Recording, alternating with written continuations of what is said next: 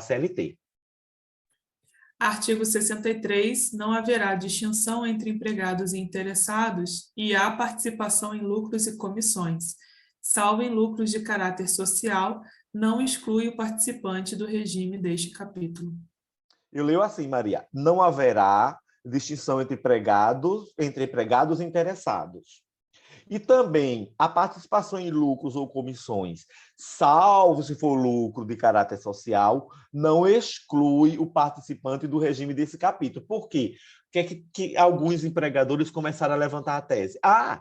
Não vai ser entregue o meu empregado, ele não está sujeito a um controle de jornada, porque ele participa de lucro. Opa!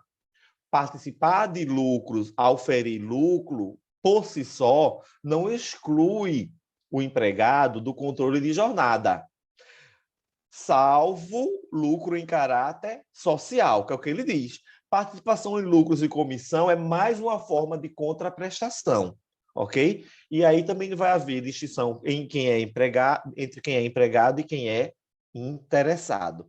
Esse dispositivo do artigo 63, ele continua com sua redação original, da CLT de 43, ok? No que se refere a resultados, é necessário analisar esse artigo 63 em contexto com o artigo 7º, 11 da Constituição, que passou a prever expressamente o seguinte: artigo 7º, são direitos dos trabalhadores urbanos e rurais, além de outros que visam a melhoria de sua condição social. Inciso 11, participação nos lucros ou resultados desvinculada da remuneração. E, excepcionalmente, na gestão da participação na gestão da empresa, conforme definido em lei. Portanto, trata-se de pagamento sem natureza salarial ou remuneratória, e sim indenizatória, sendo apurado no âmbito das empresas que institui por critérios analisados em negociação, especialmente coletiva, podendo ser por comissão prioritária também, com base no dispositivo constitucional. Foi com base no dispositivo constitucional que, pela primeira vez, passou a prever tal instrumento na Lei 10.101 de 2000, que estampou o seguinte: artigo 2º. A participação nos lucros ou resultados será objeto de negociação entre a empresa e seus empregados mediante um dos procedimentos a seguir descritos, colhidos pelas partes de comum acordo. 1. Comissão paritária escolhida pelas partes, integrada também por um representante indicado pelo sindicato da respectiva categoria. E 2. Convenção em acordo ou coletivo. Convenção ou acordo coletivo. Parágrafo 3º. A participação de que trata o parágrafo 2º não substitui ou complementa a remuneração à vida a qualquer empregado, nem constitui base de incidência de qualquer encargo trabalhista, não se lhe aplicando o princípio da habitualidade. Assim sendo, não havendo natureza salarial ou remuneratória referente à participação nos lucros, não há que se falar, por conseguinte, em contribuição previdenciária, segundo o artigo 28 da Lei 8.212/91, que diz, em seu parágrafo 9º, não integram o salário de contribuição para fins desta lei, exclusivamente a linha J, a participação nos lucros ou resultados da empresa, quando paga ou creditada de acordo com lei específica. E qual é a lei específica? É exatamente essa lei agora, 10.101 de 2000. Artigo 64. O salário hora normal, no caso de empregado mensalista, será obtido dividindo-se o salário mensal correspondente à duração do trabalho, a que se refere o artigo 58, por 30 vezes o número de horas dessa duração. Parágrafo único.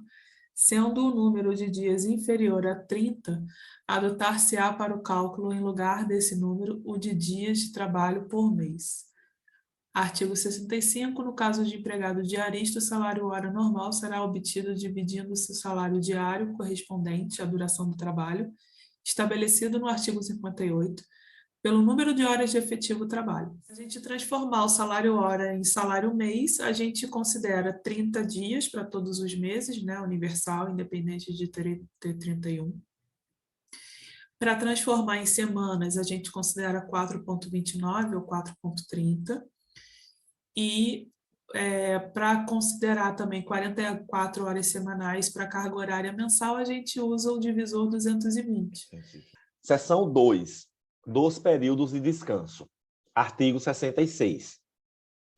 Entre duas jornadas de trabalho, haverá um período mínimo de 11 horas consecutivas para descanso.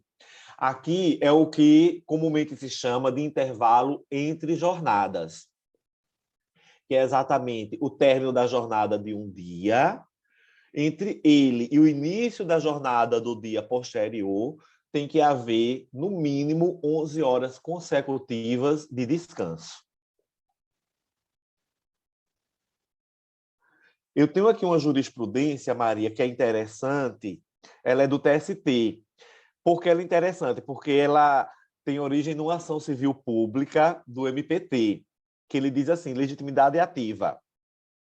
Pedido de abstenção de exigência de jornada acima do limite legal permitido e observância dos intervalos interjornadas, que é exatamente interjornadas ou entre jornadas. Ação fundada em autos de infração referente a uma única empregada, não modificação da natureza da ação coletiva. O Ministério Público do Trabalho tem legitimidade para ajuizar a ação civil pública pleiteando a abstenção da empresa empregadora de exigir o cumprimento da jornada além do limite legal e a concessão regular do intervalo entre duas jornadas previsto no artigo 66 da CLT, mesmo na hipótese em que a ação esteja fundada apenas em 3 autos de infração, 2 deles referindo-se aos direitos discutidos, mas limitados a uma única empregada.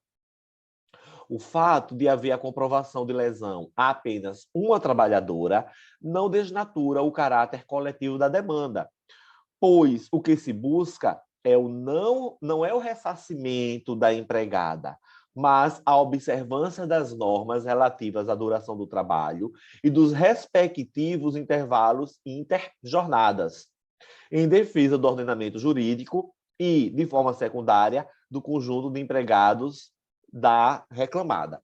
Quando ele entra com uma ação civil pública em benefício de uma única pessoa, e estava se discutindo exatamente essa questão, se tem legitimidade ou não.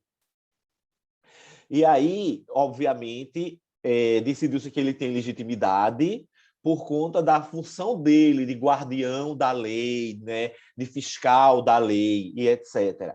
E aqui, hoje, coincidentemente, veio uma jurisprudência do TST reforçando esse argumento, dizendo que não importa se foi apenas um empregado ou uma empregada que foi lesada, porque ele não está buscando o ressarcimento daquela empregada ou daquele empregado em si. O que ele está objetivando é que não haja mais o descumprimento das normas trabalhistas por determinada empresa, não só em relação àquele empregado, mas a qualquer empregado daquela empresa. Razão pela qual fica caracterizada essa legitimidade ativa. Exatamente, tem que estar cuidando do direito, né? O direito objetivo, e não do direito subjetivo daquele empregado específico, porque isso realmente não é atribuição do Ministério Público. Artigo 67. Será assegurado a todo empregado um descanso semanal de 24 horas consecutivos, o qual, salvo motivo de conveniência pública ou necessidade imperiosa do serviço, deverá coincidir com o domingo, no todo ou em parte. Parágrafo único. Nos serviços que exijam trabalho aos domingos, com exceção quanto aos elencos teatrais, será estabelecida escala de revezamento mensalmente organizada e constando de quadro sujeito à fiscalização. Artigo 68.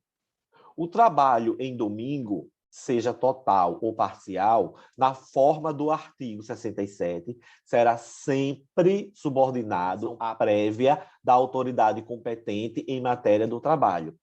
Aqui, muita atenção para essa palavra sempre, porque o próprio texto da CLT diz que esse trabalho em domingo, parcial ou total, na forma do artigo 67, sempre precisará dessa permissão prévia da autoridade competente em matéria do trabalho. O repouso semanal remunerado será concedido preferencialmente aos domingos, né? E em questão de prova cai muito que é obrigatoriamente aos domingos, não é preferencialmente aos domingos. Parágrafo único. A permissão será concedida a título permanente nas atividades que, por sua natureza ou pela conveniência pública, devem ser exercidas aos domingos, cabendo ao ministro do Trabalho, Indústria e Comércio, abre parênteses, hoje atualmente ao ministro da Economia, expedir instruções em que sejam especificadas tais atividades. Nos demais casos, ela será dada sob forma transitória, com discriminação do período autorizado, o qual, de cada vez, não excederá de 60 dias. Aqui, Maria, eu tenho observado que nas provas eles têm cobrado muito esse prazo. O prazo máximo, dessa forma transitória, nunca poderá exceder 60 dias. Artigo 69. Na regulamentação do funcionamento de atividades sujeitas ao regime deste capítulo, os municípios atenderão aos preceitos nele estabelecidos e as regras que venham a fixar não poderão contrariar tais preceitos nem as instruções que, para seu cumprimento, forem expedidas pelas autoridades competentes em matéria de trabalho. Artigo 70. Salvo o disposto nos artigos 68 e 69, é vedado o trabalho em dias feriados nacionais e feriados religiosos, nos termos da legislação própria. Aqui tem uma notícia bem interessante, Maria, que é do TST, na verdade é do STF, que diz assim, ó, trabalho em atividades de comércio aos domingos e feriados é constitucional. O plenário do STF julgou improcedentes os pedidos formulados nas ações diretas de inconstitucionalidade 4027 e 3975, ajuizadas pelo Partido Socialismo e Liberdade, o PSOL, e pela Confederação Nacional dos Trabalhadores do Comércio, contra dispositivos legais que permitiam o trabalho nas atividades de comércio, em geral, aos domingos e feriados. Por unanimidade, os ministros acompanharam o voto do relator, ministro Gilmar Mendes. Na sua avaliação, não se sustenta o argumento de que a permissão viola o artigo 7º, inciso 15 da Constituição Federal, que garante aos trabalhadores repouso semanal remunerado, preferencialmente aos domingos. Observa-se que o repouso semanal remunerado, ele não é obrigatoriamente aos domingos. Pode coincidir, preferencialmente, o será. Segundo o ministro, o dispositivo, apesar de encorajar o repouso semanal aos domingos, não exige que o descanso nele aconteça.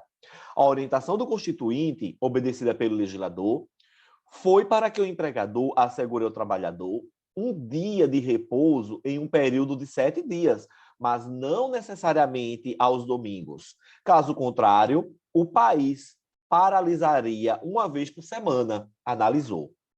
Gilmar Mendes observou que o dispositivo é reiteradamente aplicado pelo TST para permitir o trabalho nesses dias, desde que sejam preenchidos outros 2 requisitos: autorização por meio de convenção coletiva e observância do que dispuser a lei municipal.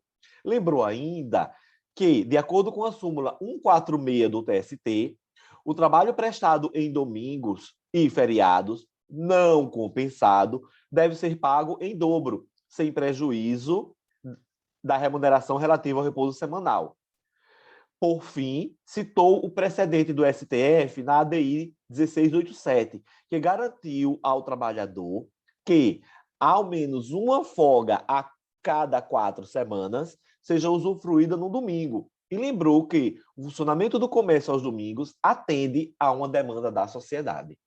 A de 4 semanas é porque a lei do comerciário, que é uma outra lei que a gente deve incluir na nossa leitura, ela diz, porque assim, o comércio ele não abre aos domingos, e a Constituição fala, né, repouso semanal remunerado preferencialmente aos domingos, como o comércio, via de regra, ele abre aos domingos, principalmente os comércios mais essenciais, né, supermercados, farmácias e etc.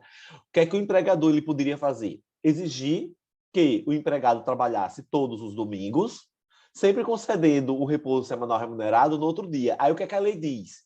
Para as empresas de comércio em geral, deverá, e aí sim vem no imperativo, o repouso semanal remunerado deverá coincidir com o domingo, uma vez a cada 4 semanas.